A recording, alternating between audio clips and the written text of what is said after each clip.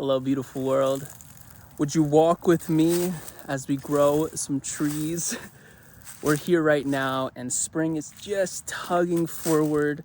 We just passed the spring equinox and are about to get into April here in upstate New York. And in today's video, I want to talk a little bit about trees. Now, specifically collaborating with trees, partnering with trees, these amazing allies. They breathe in what we breathe out. And what I want to specifically talk about is how we prune, cut, coppice, pollard. If you're not familiar with those words, I'll talk about them. But basically, how do we cut trees to work with them and understand that, yes, sometimes we are trying to produce some sort of outcome, whether that's furniture, firewood, fence posts, craft materials for baskets, logs for growing mushrooms, so much. So right here, we have this gray birch, and you can see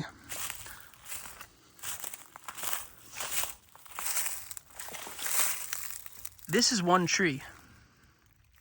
I mean, the whole world might be one tree, but this is definitely one tree.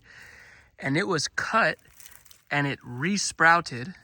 And these are all the resprouts that are starting to mature now.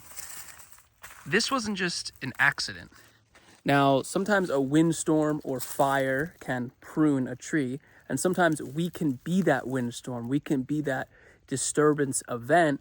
And what we're growing here with this birch tree is our mushroom logs for maybe 10 to 15 years from now as these thicken up. Now we can start to selectively thin for our favorite ones. See, this one's coming in a little thinner.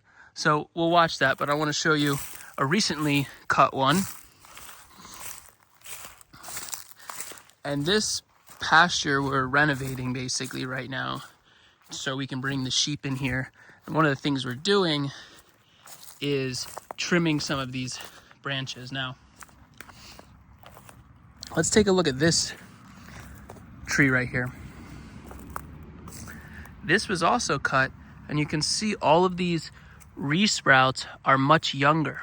Now we can start to thin some of these out, but most broadleaf trees, so not like your conifer, some pines will resprout like this, but most of your broadleaf trees, especially if they're younger, maybe 20, 30 years or less, will resprout. And actually, if you think about how trees adapt, it's in their best interest if they get browsed by a deer or something, or fire or storm comes and knocks them over. It's in their best interest to actually resprout and keep producing. And humans for thousands of years have actually been working with this adapted tendency of trees resprouting to grow what they want. So hazelnut, willow are very common species. Now, you can see where you cut it has a difference. So this right here, I would call this more of a pollard. And if you think of that, it's left kind of a pole. Now, it's best to trim these in the dormant season. So these were trimmed back in November when the tree's energy is already going down into their roots. And this year, we will see resprouts from all of these. Now, in our context here with sheep and trying to grow more sheep feed on trees, we actually chose to keep this higher because the resprouts will come. We'll be able to come in with our hand clippers, snip this off and feed it right to the sheep. Now, in other examples, we might be managing for something else. So, and you can see also one thing we did here, you might not have been able to tell, is we put up a little protective cage just to protect these young resprouts. Because if a tree keeps getting browsed by an herbivore like deer, or keeps getting cut, eventually it will die. But if you trim it in the dormant season, so in winter, in our temperate climate here, most trees will actually resprout. So this birch here, we're basically growing it for mushroom logs for maybe 10, 15, 20 years from now. So we'll come back here, we'll trim this again, and then it will resprout again. And that's kind of the beautiful thing about this management practice is it brings life and vitality to these trees. So actually, a tree might decline in age, or it might keep growing above ground, and the root system might not be as strong enough to support all of that growth up top. You can think of this as like your roots to shoots ratio. So actually, by trimming it like we did here, we rebalance that ratio, and that root system that's established can actually then support the new growth. So here's an example of 1 and 2 year old growth. So you can see this is where it was cut, and these are the new resprouts. Now these fresh, young, tender leaves are going to be really good for deer browse. But you can see here, this is one that we just did this season. Now, we're experimenting with different low-tech ways to protect these trees. Here, I don't know if you can see, there's another one back there. Here we just piled up a bunch of brush to basically discourage deer. We might not stop deer browse altogether, but maybe we can make it a little bit more difficult, and they'll just choose to go somewhere else. Now, as we wrap up this video, I just want to show you a little piece of artwork that's been forming here with these friends. So,